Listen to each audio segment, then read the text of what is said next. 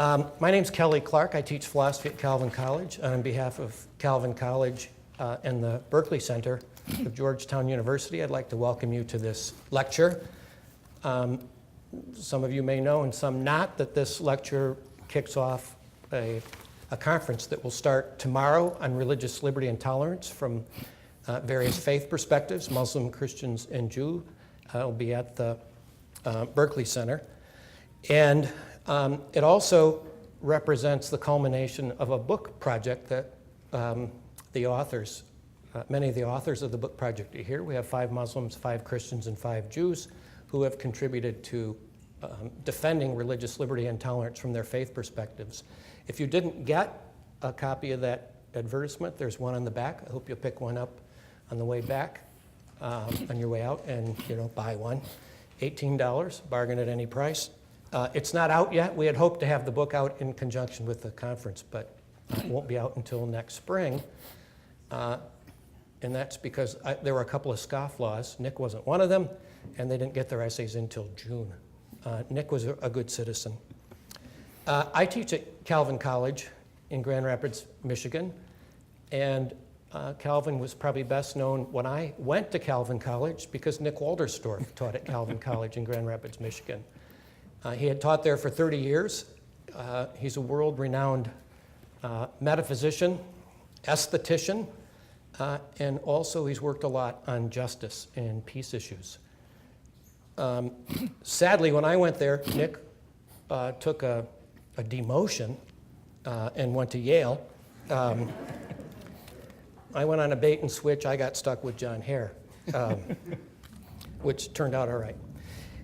Nick and I have been friends since the late 80s. I remember meeting him when I was a graduate student and being pleased, Nick, that you were friendly to grad students. I remember as a young scholar, one time I edited a book and Nick had an essay in the book and I was the editor and I sort of sheepishly asked Nick if I should include a piece by me. It just seemed sort of egotistical to include a piece by me, to choose myself for a book that I was editing. And Nick read the piece and said, oh yeah, you definitely should include it. And he's been one of the inspirations to my academic career, both as a writer, I've read most of what he's written, but also as a Christian scholar who explores in his writing what it means to be a believer and to see what effect that has on his view of the world. And you can see the influence of that in the book that we're putting together. I try to get Muslims and Jews to join us in that process to see what our faith perspectives could bring to bear on issues of justice and peace. Nick left Yale, retired, and took a temporary position, thus giving new meaning to retired and temporary position. He's been for 8 years at the University of Virginia, continuing to work on his books on justice and peace. Please join me in welcoming Nicholas Walderstorff.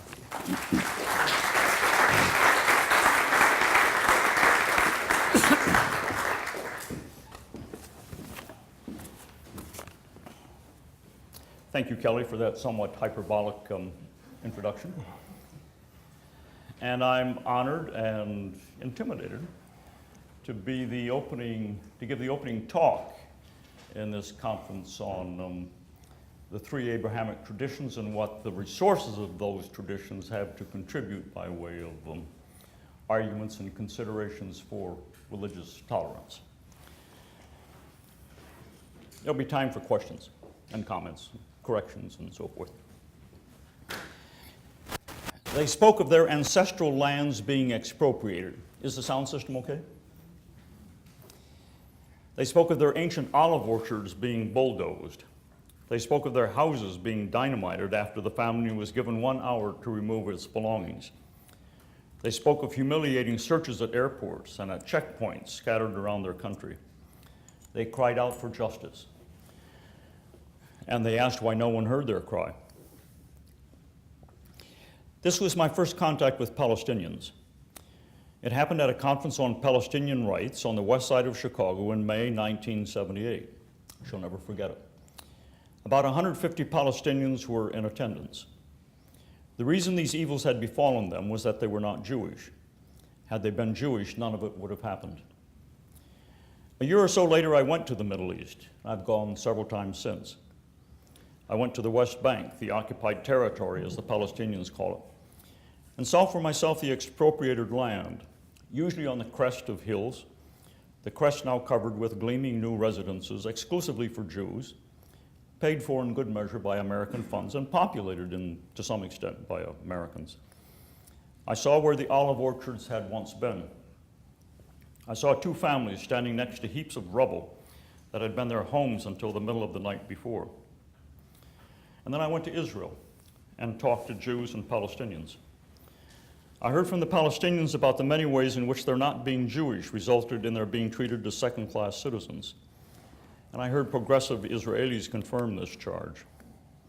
I listened to the spiel, I think that's the word for it, of the leader of the so-called Jerusalem Embassy, an American evangelical dispensationalist organization committed to supporting the Israeli cause.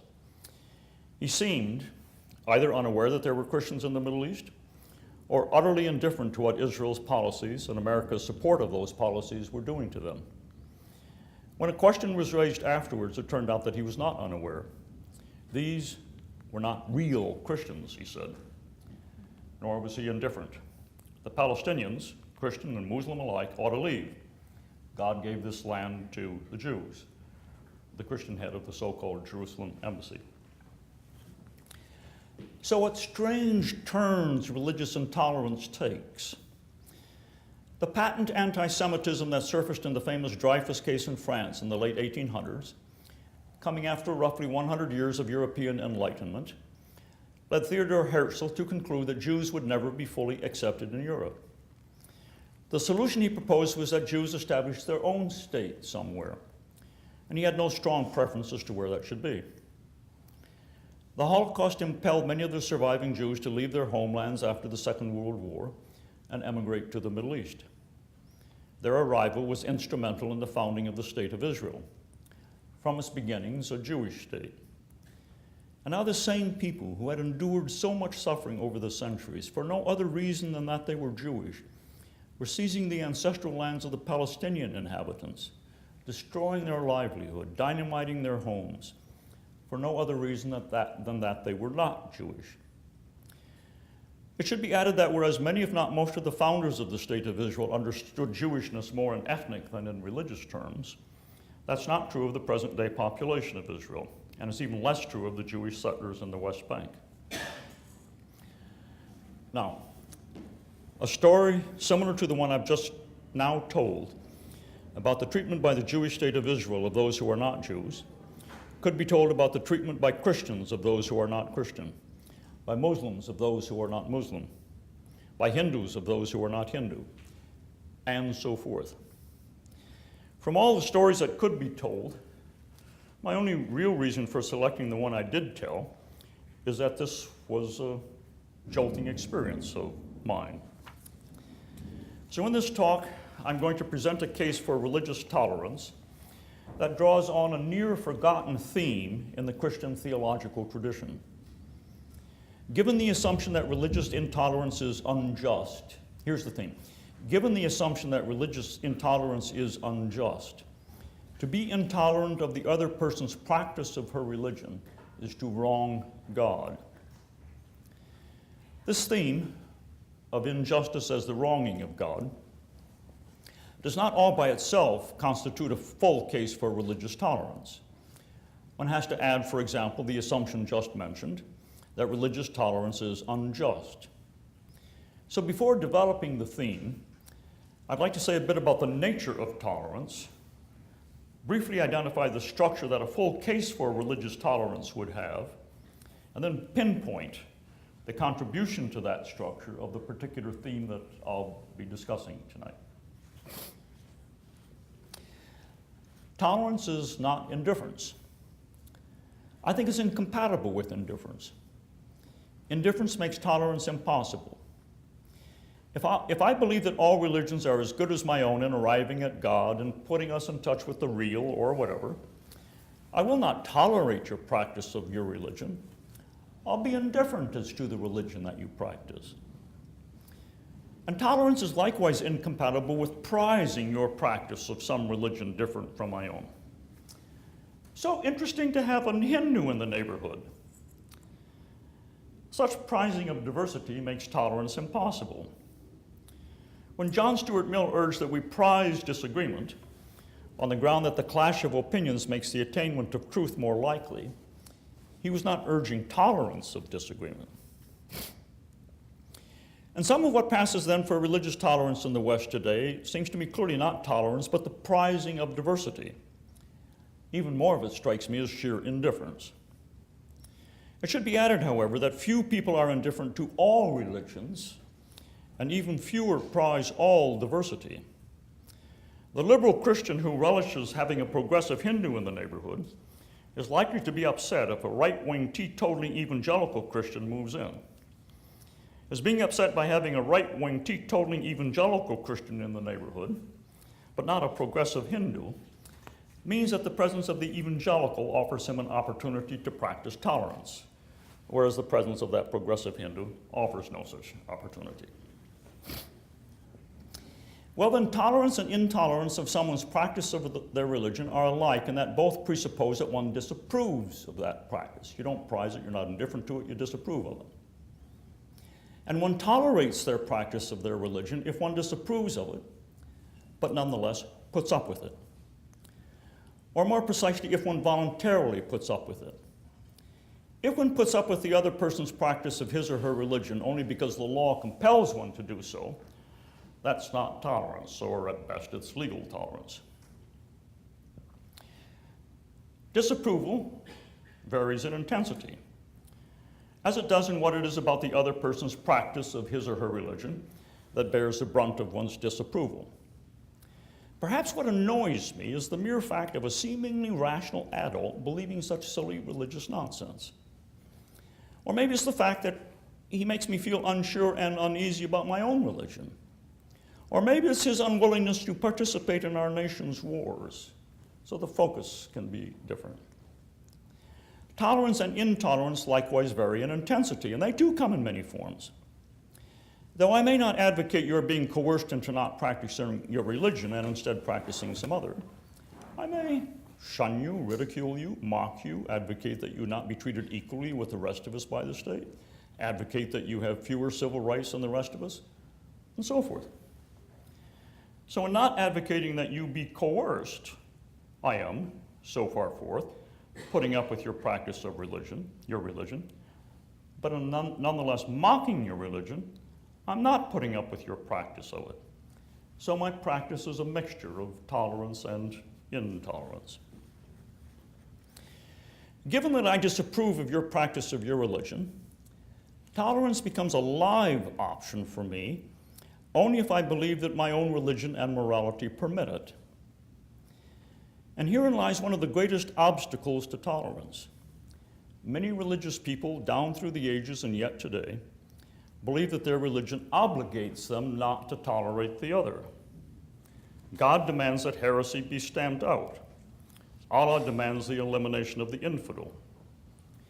What made possible the emergence of widespread religious tolerance in the West was, let's face it, a deep theological alteration in the mentality of Western Christians. And what is it that motivates people to go beyond believing that tolerance is permissible to actually tolerating the practice of a religion of which they disapprove? Well, sometimes what motivates them is consequentialist considerations, vivid awareness of the great personal and social evils that flow from intolerance, coupled maybe with the attraction of the personal and social goods that they think tolerance is likely to yield. That was clearly instrumental in the emergence of civic toleration in Western Europe. Well, it's what my next sentence says. It was the appalling bloodiness of the wars of religion in the 17th century that led European Christians to conclude that whatever was to be said for religious intolerance, it came at too high a price. A consequentialist case for intolerance is unstable, however. Circumstances may change. so that the personal and social costs of intolerance no longer seem unacceptable. So the more fundamental case for religious tolerance is that intolerance, is unjust. It wrongs the person who is treated with intolerance. It wrongs her because qua human person, she has dignity, worth. And to be intolerant toward her practice of her religion is to violate that dignity, to treat her as if she did not have that worth, and that's to wrong her. And thus, a full case for religious tolerance that employed the resources of Christian scripture and the Christian theological tradition would argue first that Christian scripture and theology permit religious tolerance. From there, it would go on to argue that human persons, one and all, have dignity. And it would conclude by arguing that religious intolerance is a violation of that dignity. In this talk tonight, I'm going to assume that those three claims can be defended on the basis of Christian scripture and the Christian theological tradition. So rather than arguing for them here tonight, I want to point to a theme in the Christian tradition concerning the import or the significance of perpetrating on someone the injustice of religious intolerance, or indeed of any other sort of injustice. Here's the theme. To treat someone unjustly, to violate their worth or dignity, is not only to wrong them, which it is, but is also to wrong God. To the best of my knowledge, this theme was more prominent in the thought of John Calvin than in any other theologian from the tradition, though I'm willing to stand corrected on that point. And for that reason, my development of the theme this evening is going to take the form of an exposition of Calvin's theology of social injustice. To fully understand the boldness of Calvin's thought on these matters, we have to be reminded of the pattern of thought on the place of suffering in human and divine life that was dominant in Calvin's predecessors. Now, obviously, this is not the place to survey and summarize more than 1,000 years of thought. So I'm going to confine myself to looking at Augustine, on the ground that his views on these matters both expressed a mentality that was already well entrenched in his day and that powerfully shaped the thought of his successors. The views of Augustine that I will summarize are those developed in the Confessions and in two other books that he wrote at about the same time, Of True Religion and On Christian Doctrine. Late in his life, when he wrote The City of God, his views had changed somewhat, or at least my interpretation of his views had changed somewhat. Begin here. In a passage from Book 4 of the Confessions, Augustine exposes to the full view of the reader the grief that overwhelmed him upon the death of a school friend from his home village of Tagaste in North Africa. This is what he says. Incidentally, this is, to my mind, brilliant writing. My heart grew somber with grief, and wherever I looked, I saw only death. My own country became a torment, and my own home a grotesque abode of misery. All that we had done together was now a grim ordeal without him. My eyes searched everywhere for him, but he was not there to be seen. I hated all the places we had known together because he was not in them, and those places could no longer whisper to me, "Here he comes," as they would have done had he been alive but absent for a while. My soul was a burden, bruised and bleeding. It was tired of the man who carried it, but I found no place to set it down to rest. The death of his friend, schoolboy friend, occurred before Augustine's embrace of Christianity. The death of his mother occurred after.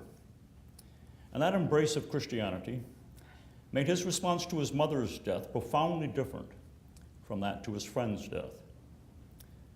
I closed her eyes, he says, and a great wave of sorrow surged into my heart. It would have overflowed in tears if I had not made a strong effort of will and stemmed the flow, so that the tears dried in my eyes. What a terrible struggle it was to hold them back. As she breathed her last, the boy, Adeodatus, Augustine's son, began to wail aloud, and only ceased his cries when we all checked him. I too felt that I wanted to cry like a child, but a more mature voice within me, the voice of my heart, bade me keep my sobs in check, and I remained silent. Augustine's struggle for self-control after the death of his mother was not successful. He reports that after the burial, as he lay in bed thinking of his devoted mother, the tears which I had been holding back streamed down, and I let them flow as freely as they would, making of them a pillow for my heart, a pillow for my heart. On them it rested. And so now, he says to God, I make my confession. Let any man read it who will. And if he finds that I sinned by weeping for my mother, even if only for a fraction of an hour, let him not mock at me, but weep himself, if his charity is great. Let him weep for my sins to you. The sin for which Augustine wants the person of charity to weep is not so much the sin of weeping over the death of his mother, as the sin of which that weeping was a sign.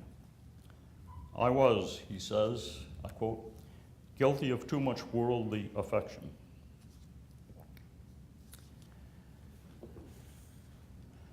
So how are we to understand the mentality coming to expression here? Along the following lines, I suggest. Augustine, with all the ancients, held that to be human is to be in search of happiness. Eudaimonia in Greek, beatitudo in Latin. Furthermore, Augustine aligned himself at this point in his life with the Platonic tradition, in his conviction that one's love is the fundamental determinant of one's happiness. And Augustine never imagined that we human beings could root all love out of our lives. Now, it was as obvious to Augustine as it is to all of us that grief ensues when that which we love, to which we are attached, is destroyed or dies. In reflecting on his grief over the death of his friend, he says, I lived in misery, like every man. At many points in tonight's talk, I'm going to be quoting these texts, and they're oldish texts, and they have man where human being is meant. I lived in misery like every man whose soul is tethered by the love of things that cannot last, and then is agonized to lose them. The grief I felt for the loss of my friend had struck so easily into my inmost heart, simply because I had poured out my soul upon him, like water upon sand, loving a human being who was mortal, as though he were never to die. And so the cure is to detach one's love from such objects and attach it to something immutable and indestructible. For Augustine, the only candidate was God. Blessed are those who love you, O God. No one can lose you unless he forsakes you. Now, Augustine should not be interpreted as opposed to all enjoyment of earthly things, of food, of drink, of conversation, of visible beauty, of music. Suspicious and wary, yes, but not opposed. His point in the Confessions is only that we should root out all love for things whose death or destruction would cause us grief. To enjoy the taste of kiwi fruit is acceptable, provided one's enjoyment is not such that, should kiwi fruit prove unattainable, one grieves. Though we must not love the world, we may enjoy it. And yet I think it must be admitted that Augustine says little or nothing, actually, by way of grounding the legitimacy of such enjoyment, though he certainly affirms it. In the famous passage in Book 10 of the Confessions, where the things of creation speak, what they say is not, receive us with enjoyment as God's blessing, but what they say is, turn away from us and inwards and then up to our Maker. And further, Augustine was fond of saying that the things of this world are to be used, whereas God and God alone is to be enjoyed. Now, Augustine held that the struggle to eliminate one's love for earthly things is never complete in this life. The newly oriented self never wholly wins out over the old. And that introduces a new mode of grief into our lives, and this is a legitimate mode. We are to grieve over the repetitious reappearance of the old self, and correspondingly, naturally, to rejoice over the extent of its disappearance. And also, and this is quite extraordinary in late antiquity, we are to grieve over the sins of others and to rejoice over their repentance. Each of us is to be joined in a solidarity of rejoicing and grieving with all humanity. Rejoicing and grieving over the right things, however, namely over the religious condition of our souls. I am to rejoice and grieve over the religious condition of my soul, and in the very same way over the religious condition of your soul. And this exception is important in the whole picture. But the general rule is that we are to struggle to eliminate grief from our lives by struggling to concentrate our love on God alone. All this has been about us human beings. What Augustine says about God is the more or less obvious counterpart. God's love is through and through blissful. In God there is no emotional disturbance. Of sympathy, Mitleiden, with those who are suffering, God feels nothing. As also God feels no pain over the shortfall of godliness in God's errant creatures. God's state is what the Greeks called apatheia. God dwells eternally in blissful, non-suffering apatheia. Nothing that happens in the world alters God's unperturbed serenity. God is not oblivious to the world. There is in God what Augustine calls a steady disposition of benevolence towards God's human creatures. But this disposition to act benevolently toward us proceeds on its uninterrupted, successful course, whatever transpires in the world. And now let me turn to Calvin. Beginning with a few statements by Calvin of his theology of social injustice, and then tracing the path that, so it seems to me, led Calvin to his bold claims. In the course of carrying out his project of commenting on the books of the Bible, which Calvin in fact completed with the exception of the book of Revelation, which he said he didn't understand, and so he didn't attempt to comment on it. In that project, Calvin, in his commentary on Genesis, was confronted with the following passage from Genesis 9, 5 and 6. I will demand an account of every man's life. Here you get man again. I'm going to leave it in these old texts, okay? I will demand an account of every man's life from his fellow man. He who sheds man's blood shall have his blood shed by man, for in the image of God, man, human beings were made. And Calvin comments on that passage as follows, I quote, I'm going to change the men and man sometimes here. Human beings are indeed unworthy of God's care, if respect be had only to themselves. But since they bear the image of God engraven on them, God deems himself violated in their person. Thus, although they have nothing of their own by which they obtain the favor of God, God looks upon his own gifts in them and is thereby excited to love and to care for them.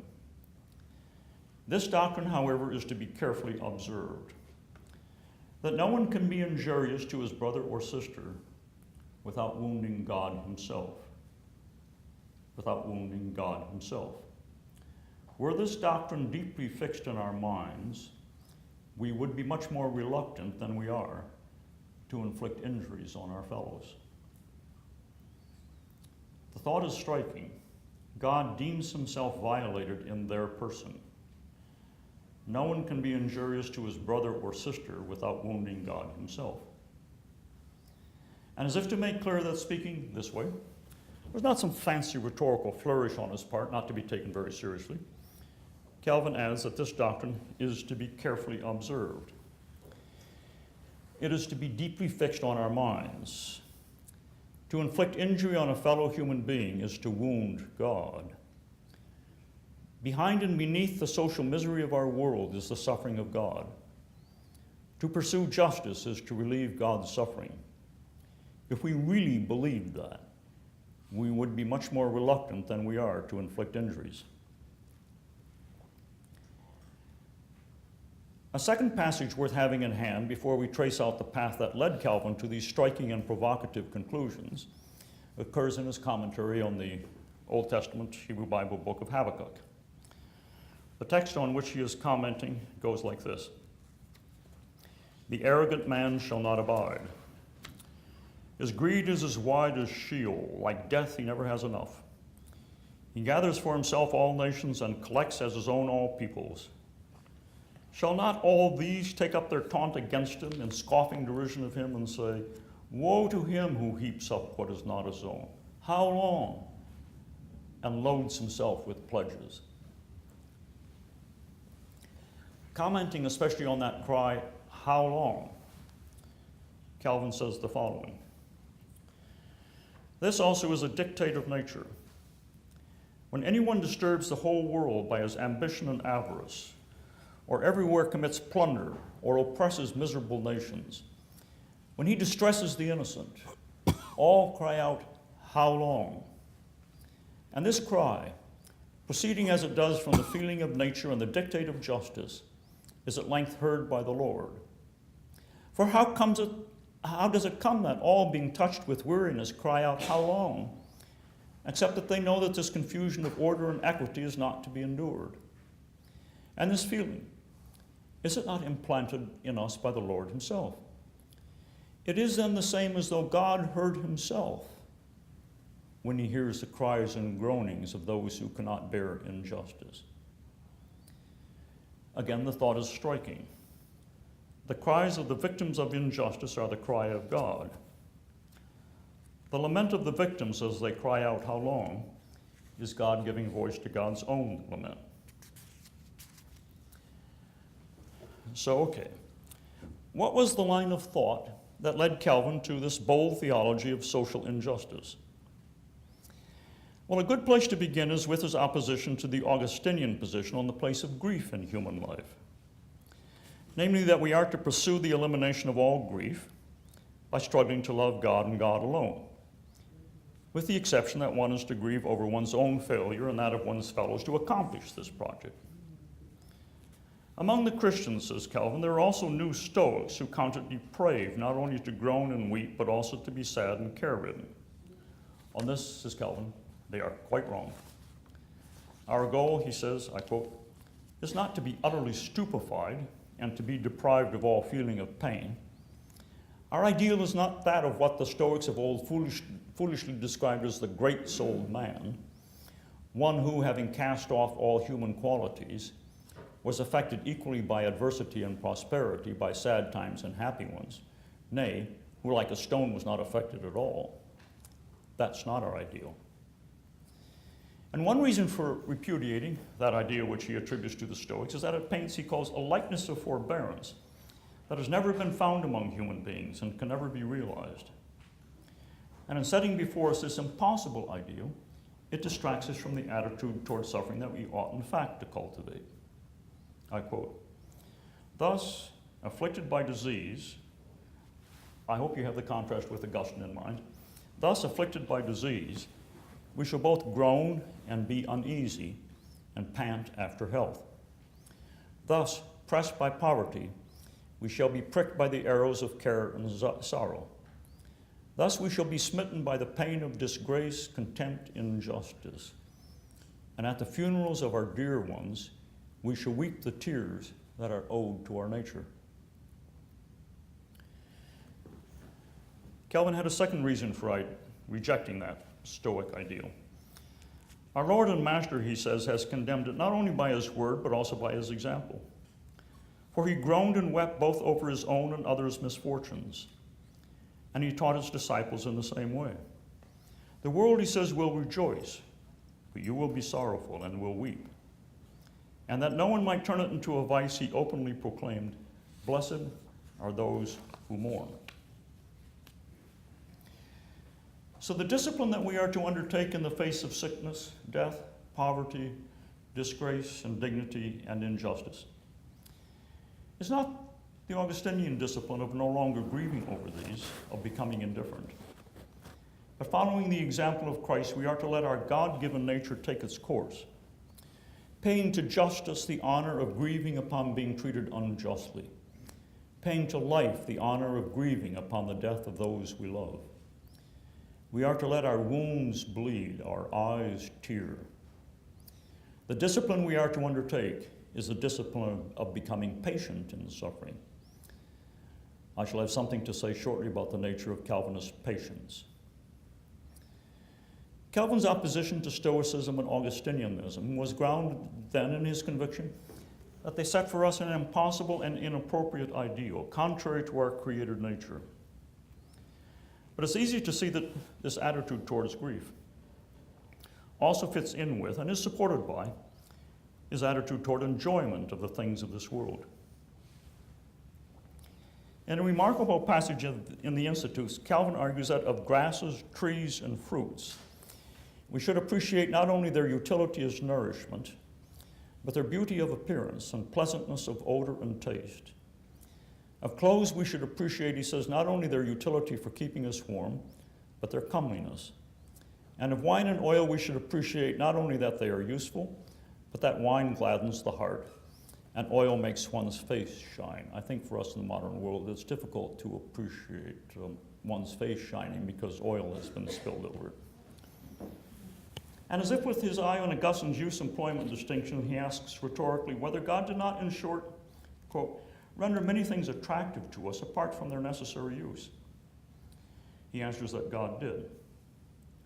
So let this be our principle, that the use of God's gifts is not wrongly directed when it is referred to that end to which the author himself created and destined them for us, since he created them for our good and for our enjoyment, not for our ruin. Augustine saw the things of the world almost exclusively as the works of God, and hence he urges us to turn away from them to their Maker. They are to be seen as benefit only so far as they're useful for our continued existence and for our devotion to God. Pervasive in Calvin, by contrast, is the insistence that we see the things of the world not only as God's works, but as God's gifts to us. Gifts not only in their utility, but in their being enjoyable. This life, says Calvin, however crammed with infinite miseries it may be, is still rightly to be counted among those blessings of God which are not to be spurned. There, if we recognize in it no divine benefit and favor, we are already guilty of grave ingratitude toward God himself. I said that to understand Calvin's theology of social injustice and to appreciate its boldness, we must discern his anti-Stoical and anti-Augustinian view as to the place of grief in human existence, and correspondingly his view as to the place of enjoyment. One does not say to the person suffering injustice that she shouldn't care about justice so much that she grieves over its violation. One does not say that. One does not say that she should love only God. To the contrary, one encourages grief. But there's a second component as well in the path that led Calvin to his radical conclusions, namely his thoughts on the image of God in human beings. So man was created in the image of God, and him the Creator himself willed that his own glory be seen as in a mirror. What Calvin means, of course, and what he says in his Latin, is not that male human beings were created in God's image, but that male and female human beings alike were created in the image of God. God looks upon himself, as one might say, and beholds himself in human beings as in a mirror. God beholds, here's the thought, what God has made. God observes that human beings are icons of God's self. God observes that they mirror God, that they image God, that they are likenesses of God. And in this, God delights. And this evokes God's love for them. God delights in all God's works. But human beings are singled out from other earthlings, and that in them, God finds God's perfections most clearly mirrored back to God's self. A consequence of the fact that each human being mirrors God is that we human beings exist in profound unity with each other. To see another human being is to see another creature who delights God by mirroring God. No more profound kinship among God's creatures could exist than this. Furthermore, Calvin thinks that each of us mirrors God in the same respects, though some more and some less. And thereby we also, he emphasizes, in a derivative way, resemble each other. One could say that we mirror each other. In looking at you and me, God finds God's self mirrored. And accordingly, in my looking at you, I too discern, once my eyes have been opened, that you mirror God, and that thereby you mirror me. I discern myself as in a mirror. I discern a family likeness. As Calvin puts it, we cannot but behold our own face, as it were, in a glass, in the person that is poor and despised, even though he were the furthest stranger in the world. Let a Moor or a barbarian come among us, and yet inasmuch as he is a human being, he or she is a human being, they bring with them a looking glass, wherein we may see that they are our brother and sister.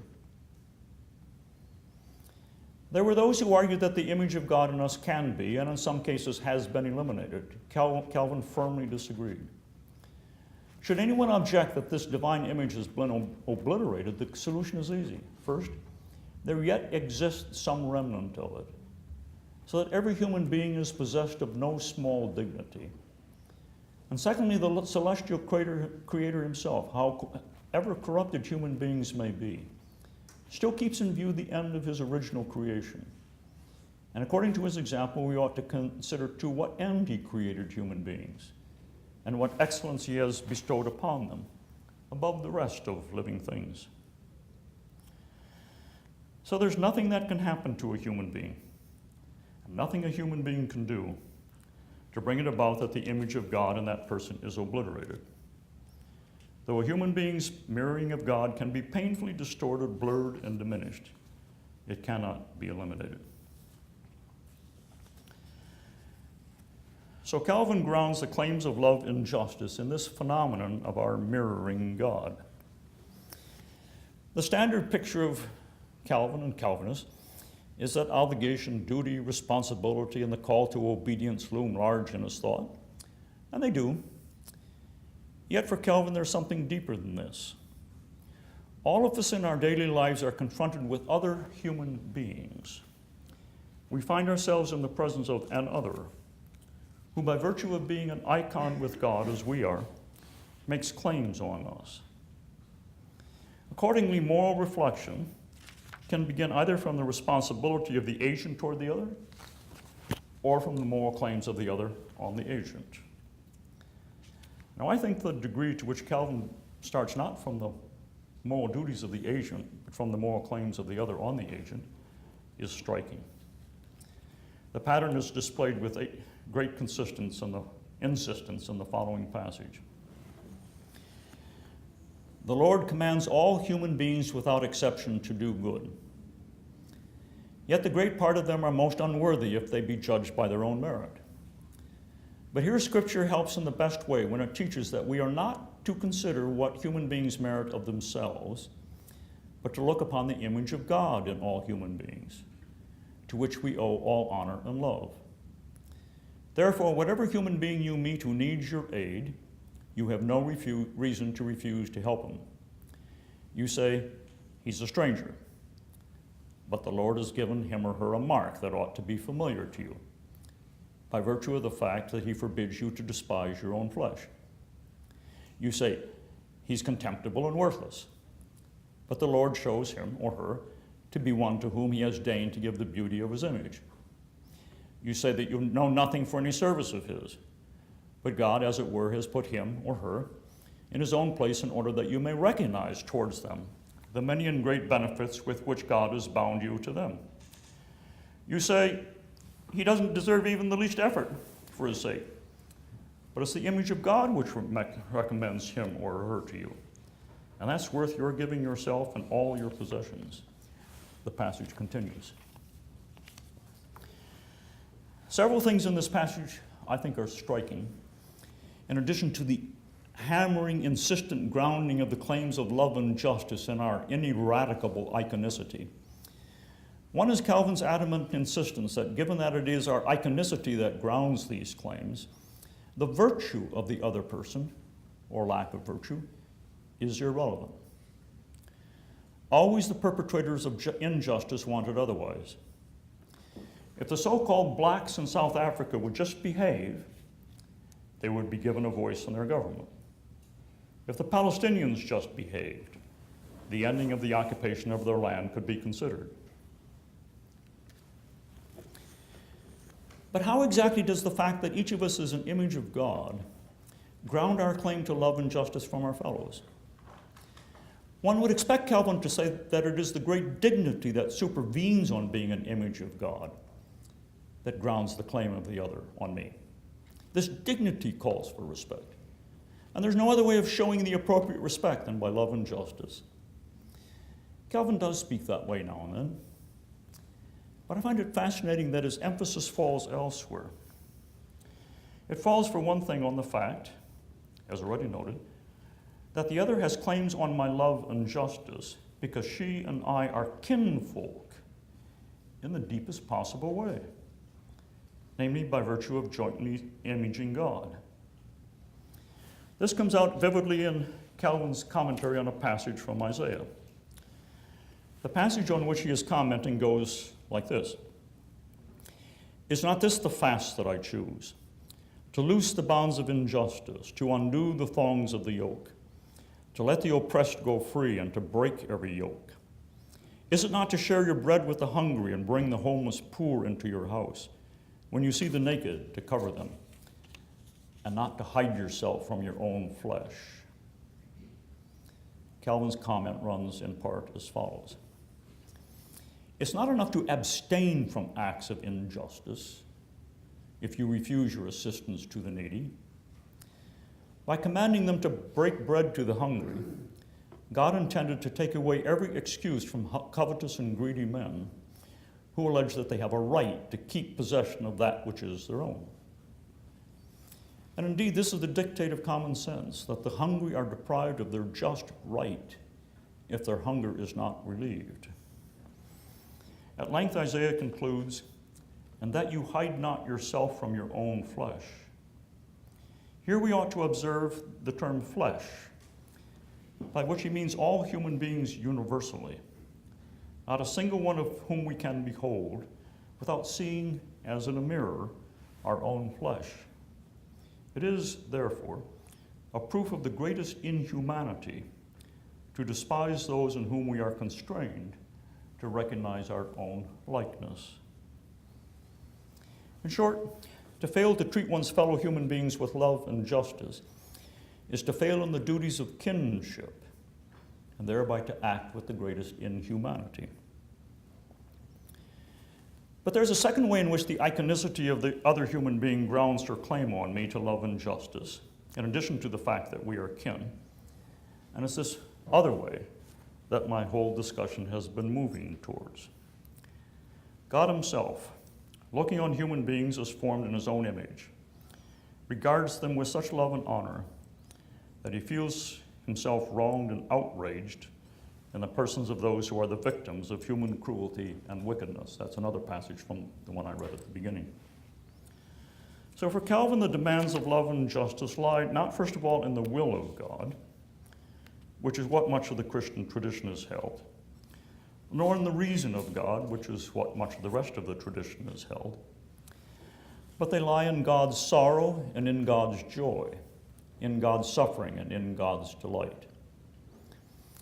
If I abuse something that you have made and that you love, then at its deepest what has gone wrong is not that I have violated your command not to abuse that object of your affection, though you may indeed have issued such a command, in which case I will have disobeyed it. It lies first of all in the fact that I cause you sorrow by riding roughshod over your affections. The demands of love and justice are rooted, so Calvin suggests, in what Abraham Heschel in his wonderful book on the Hebrew prophets called the pathos of God. To treat unjustly one of these human earthlings in whom God delights is to bring sorrow to God. To wound God's beloved is to wound God. The demands of justice are grounded in the fact that to commit injustice is to inflict suffering on God. They are grounded in the vulnerability of God's love for us, images of God. God is not apathe on Calvin's understanding, not impassible. And though I can't develop it here, it's worth noting that this theme of the wounding of God is also given a specifically Christological and sacramental development in Calvin. At one point in his discussion of the Eucharist, he says the following: "We shall benefit very much from this sacrament if the following thought is impressed and engraved upon our minds, that none of the brothers or sisters can be injured, despised, rejected, abused, or in any way offended by us, without at the same time injuring, despising, abusing Christ by the wrongs we do. We cannot love Christ without loving him in the brothers and the sisters."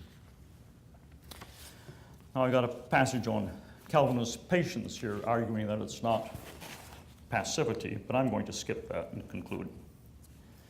In this talk, I've taken for granted that intolerance towards a person's practice of his or her religion is an affront to that person's dignity, and therefore unjust. Rather than employing the resources of Christian scripture and the Christian theological tradition in support of that claim, I've called attention to a theme in the tradition concerning the significance of the injustice of religious intolerance, and indeed of any other form of injustice. To perpetrate the injustice of religious intolerance on a fellow human being is to wrong God, and the cries of those who are persecuted or demeaned on account of their religion are giving voice to God's own suffering. The theme I've explored of injustice as the wronging of God does not by any means exhaust the significance of injustice. My discussion has in fact assumed that injustice is also, for example, bears the significance of being a violation of the victim's human dignity. And along the way, Calvin has suggested that it bears the significance of being abuse of one's own kin. The theme I've explored is one that's not prominent in the Christian theological tradition as a whole, and its lack of prominence was one of my reasons for presenting it. Though not prominent in the tradition as a whole, it was prominent in the thought of John Calvin. And it was for that reason that rather than striking out on my own, my presentation has taken the form of expounding Calvin. No matter how much one may dislike the religion of the other person, she nonetheless bears the image of God and is on that account beloved of God. To treat her with intolerance is to wrong her, and to wrong her is to wrong God. If we believed this, and believed it firmly, we would be much more reluctant than we are to treat anyone with intolerance. And it makes no difference whether that intolerance is grounded in our religion or in something else. Thank you.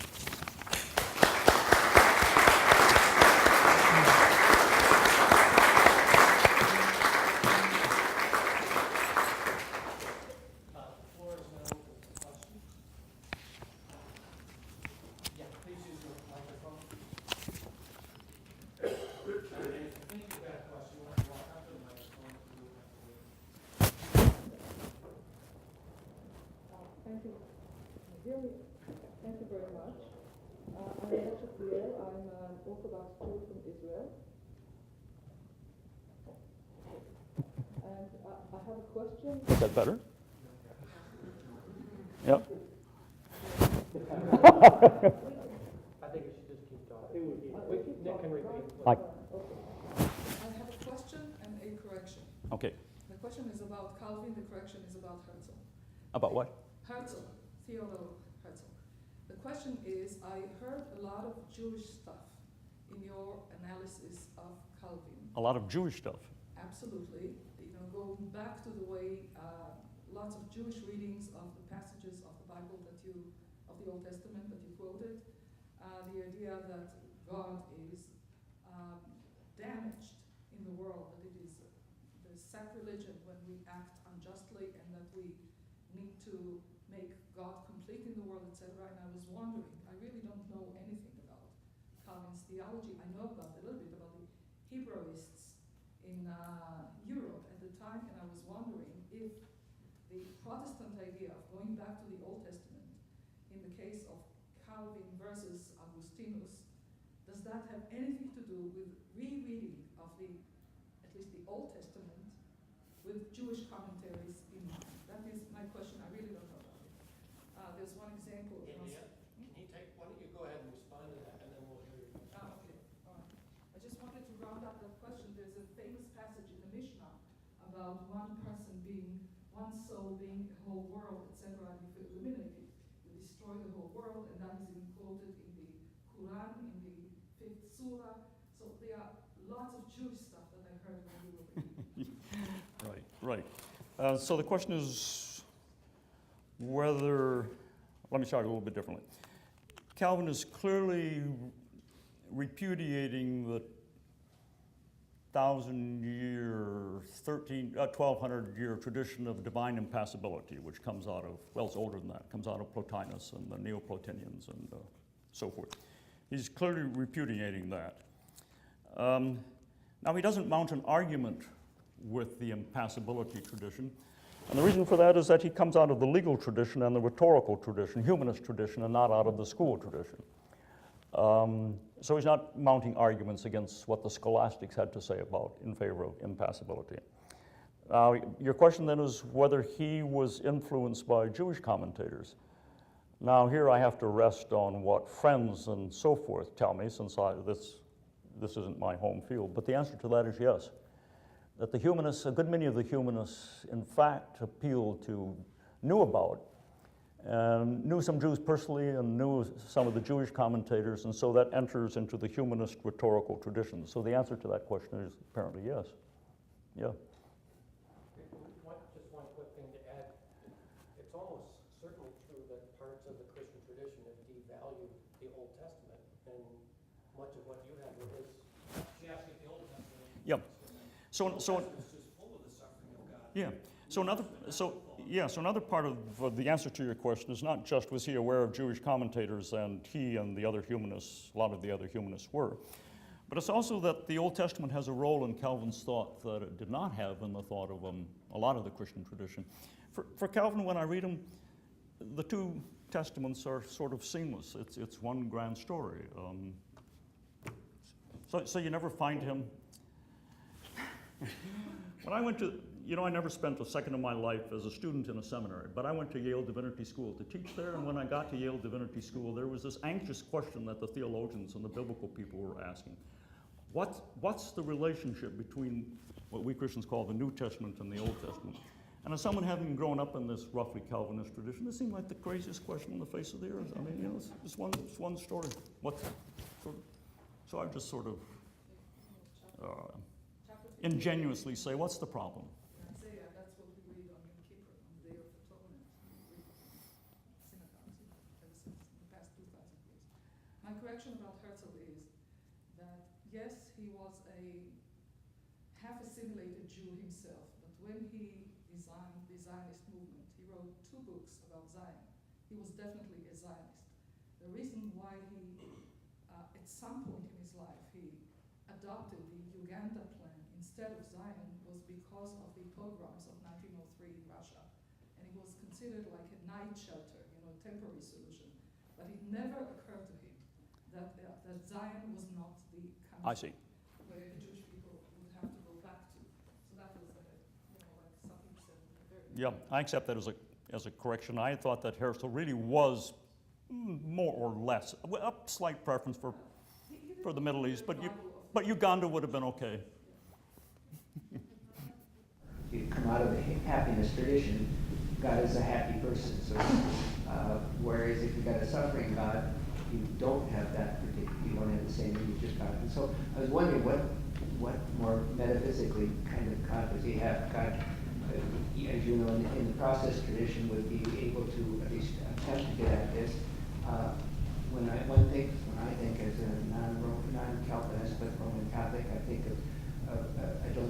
I'm trying to image what the picture of God that is involved there in Calvin. So God being sovereign, I presume, and sovereign sort of implies untouchable. So that's the first question. So Calvin was not a metaphysician. Once again, he comes out of the legal and humanist rhetorical traditions.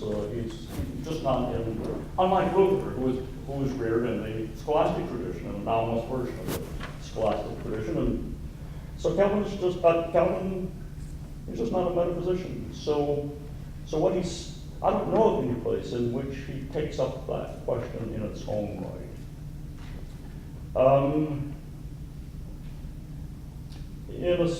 He certainly believes that God is sovereign, though a friend of mine who's a French historian, Dale Clay, says that when he reads Calvin, what he finds is majesty is a far more common attribute than sovereignty. It's majesty.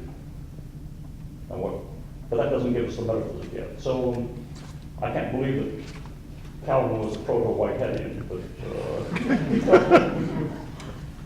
That's one question. The question on the complete other side is the limits of toleration. If I could use the examples that you started with.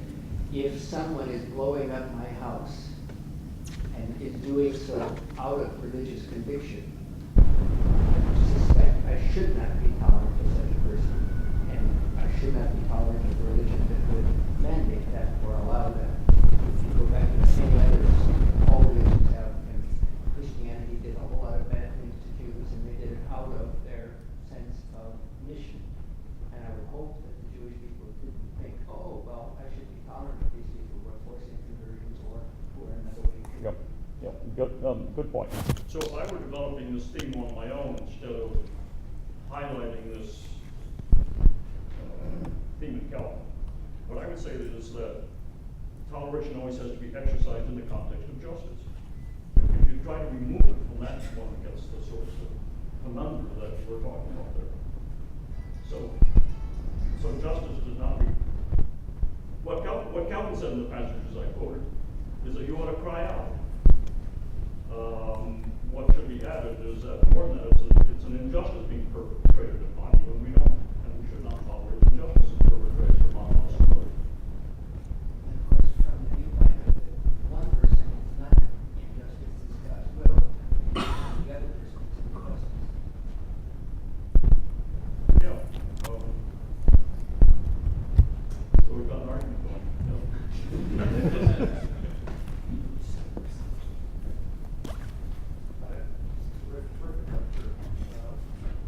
I think we need to say over and over again about the way you started that being indifferent towards something, just you can't be tolerant or intolerant of something you're indifferent to, just simply indifferent. Which also means that whether tolerance or intolerance is a virtue or a vice depends on what you're being tolerant of. Now, I wanted to follow up on this justice issue because if trying to lend a sympathetic ear to the religiously intolerant, at least for a second, because, for instance, in the Catholic tradition prior to Vatican II, I would probably in the Reformed tradition prior to the religious wars, and certainly in much of contemporary Islam, the counter-argument is that allowing things like heresy, blasphemy, apostasy, not punishing it, is itself, those acts are themselves are an act of social injustice. That is, failure to give due acknowledgement and to give God his due is an even greater act of social injustice than failing to give his image bearers their due. So, for instance, let me end the last year in Afghanistan.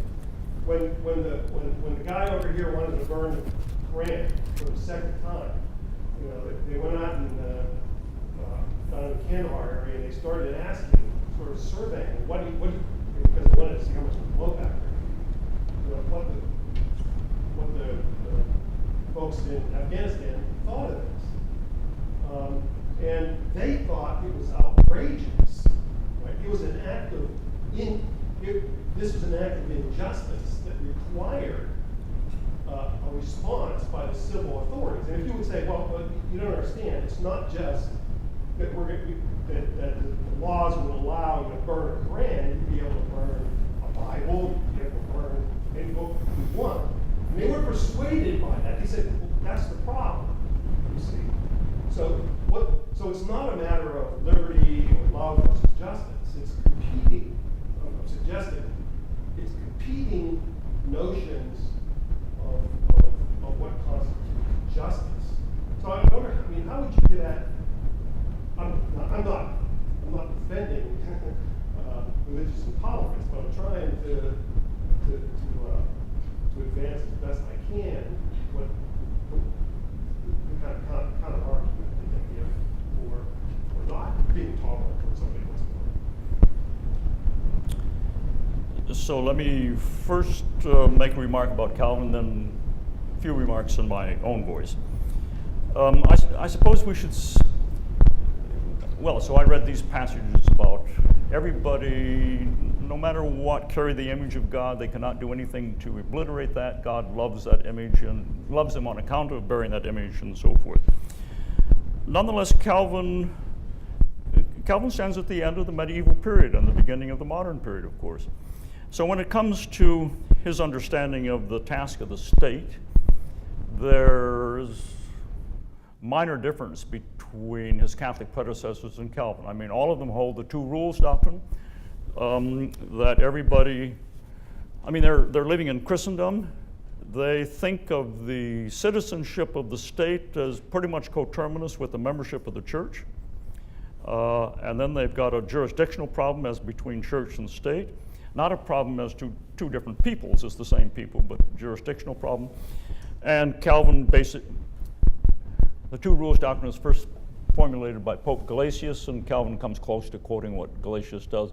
So they all had problems as to how to differentiate the two. And Calvin, like his predecessors, wants to give some tasks to the state which amount to defending, protecting pure doctrine.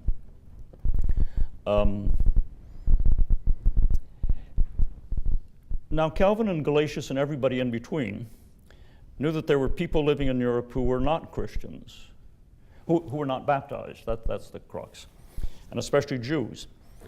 And I think one of the reasons that the Jews always were endangered in Western Europe is that they were anomalous. Their position was anomalous. The theory simply, everybody knew that there were Jews living there, but the theory took no account of them whatsoever. So eventually a change occurred. And you see the change beginning in Calvin's immediate successor, beginning to argue for religious liberty. But I think it was the religious wars which forced Europe to change its mind. And we then found themes in Christianity which had been there all along, but had been given second place and so forth. And among those, the conviction arises that, which had been there all along, that God doesn't just want external religious practice. This goes back to the prophetic critique of the cult, of course. So once again, it's a Jewish attitude. But these must be expressions of the heart. And you cannot compel the heart. And so you find in the early modern period, lots of people going on to the American writers and so forth, that nothing is gained by forcing religion on people. You don't gain true religion in this way. Plus, I think the sense that to force a person to refuse to let a person practice his or her religion is to violate that person in a very deep way. I think that conviction grew. Error has no rights. Well, the question, of course, is whether it's got civil rights and whether it should have civil rights, whether we should allow people to do things that we think they morally shouldn't do. And it seems to me, at least, that the answer to that is obviously yes. People shouldn't insult each other. But the last thing I would want is for my state, the American state, to try to write some law against insults. That would be a horror. Libel, yes, but not insults. You have partly answered my question, it has to do with the contrast between the discourse of religious tolerance and the discourse of religious liberty as a right. And precisely, it's not only the anomalous Jews, the anomalous heretics, the sects, that are the ones that advance precisely the discourse of rights. Yep. Of course, today, if you look at Intolerance, the Catholic position is a discourse of rights based on precisely the principle of human dignity. But I think that there are consequences of, or what are the consequences of following a discourse of tolerance as a religious duty versus the discourse of religious liberty as an inalienable right? I mean, what would be the consequences of following one or another? Do you think there is no tension? So starting in the first generation, I'll start a little bit differently. A terrific legal historian is John Whitty. We both know him at Emory University. John has a book on what he calls the Reformation of Rights, and it's rights in the early Protestant Reformation. And it turns out that rights talk is all over the place. I mean, one feels they're overusing it. How's it connected to duty? Well, Jose, I think the most felicitous, I guess that's the word I want, most felicitous combination occurs in the prefaces to some of the state constitutions, U.S. state constitutions that were formulated in the mid-1770s. Now, all of these constitutions, it was Whitty once who, I was at a seminar, and he took us through all these constitutions, through the opening of the constitutions. Now, the New York Constitution, when it talks about religious freedom, mutters some things about wicked priests. What was going on in New York, I don't exactly know, but anyway, they've got it in for the priests. The others all basically say this: human beings have a duty to worship God and a right to worship God according to their own conscience. A natural right. Hence, there ought to be a civil right corresponding to that. Now, that's a fascinating interweaving of duty language and rights language, it seems to me. Worth thinking about. But it has to do with the separation of church and state, precisely. If you don't have the separation, then in county there's no separation, then of course, Yeah. Minor servetus has no place in Geneva. Yep. But people forget that the separation was to protect people from having to deal with state religion. It wasn't to say that the religion. Okay. Precisely, sectarians. Yeah. The sectarians do it. Yeah, it was protect people against the state, yeah. But it isn't to say that the state can't incorporate. What's that? It isn't to say that the state or government can't utilize religious understanding and truth. Yeah, it doesn't. Those state constitutions and then the later federal constitution don't say that. I mean, it gets refined in those intervening, 13 years or so? In the intervening years between 1776 75, when these state constitutions get formulated, and the U.S. Constitution, and then we get no establishment added to it. That's my memory. Well, a lot of these state constitutions say that there may be no religious prohibitions on holding official state office. So you've got an incipient anti-establishment clauses going. They don't generalize it, but pertaining to the governmental offices, they have to be open to all comers. It's not true of all of them. As I recall, South Carolina's constitution said something about Christians. You had to be a Christian to be an office holder. So South Carolina and New York were the outliers. What's New York's constitution? Hi, Mark. Hey, Nick, how are you doing? I wanted to talk about the relationship between God and justice that you were describing at the very end. You were talking about the sort of one part of the Christian tradition tended to go for a divine reason view, the other side for a divine will view. You said, no, it's a third view, this sort of divine sorrow picture. You know, up to the point where you said the divine sorrow thing, I was sort of expecting to say, well, it's neither of these. Rather, the idea is that it's divine goodness, right? That's imaged in human beings, and that's the source of why we ought to act in certain ways to respect them in the violations of what counts as injustice. And I'm wondering whether or not, sort of, why Calvin goes that sort of sorrow way, rather than just talking in terms of this notion of divine goodness, right? I mean, you might wonder, right? So for one thing, if we take it that God sorrows, I mean, God sorrows over lots of stuff besides injustice, right? God sorrows every time anyone suffers, right? Even if there was no injustice at all. And you might think, though I guess I want to know what you think about what the view would be. You might think there are lots of cases in which it may be true that I might suffer an injustice, but God doesn't sorrow over it because it might be for my good that I undergo that. So it may be sort of part of divine providence that this evil be done to me, right, in a way that some good comes out of it. So while maybe God is unhappy with this happens, right? God's unhappiness with it is just in the same way God's unhappy whenever someone dies of cancer or is hit by a car or whatever, right? It doesn't seem to be a distinctive sort of sorrow that you think that might be necessary for getting a kind of climate of injustice. So that's what I want to tell you about. Well, that's true.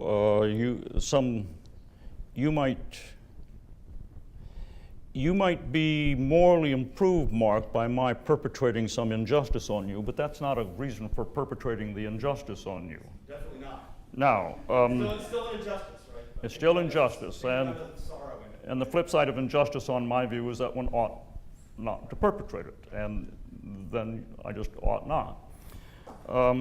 But yeah, out of bad things, good things can happen. So I suppose the precise character of God's sorrow might sometimes be that the world is such that thinkably the only way to achieve that good is by perpetrating an evil on you. That's a thing to feel bad about if, in fact, it's true, and it might be true sometimes. But it seems to me, however we sort that out, it still remains the case that if justice has to do with rights, as I think it does, then I wrong you and I should never wrong you. Utilitarian considerations don't overweigh wronging you. So I guess it's not just God's sorrow, Mark. It's the combination, for Calvinists, the combination of this worth of human beings that they have by virtue of being image bearers of God, and the God's love for them that gets evoked by that. It's that combination then, when that love gets violated, that attachment, then God is wounded. So it's like if I damage something to which you are attached,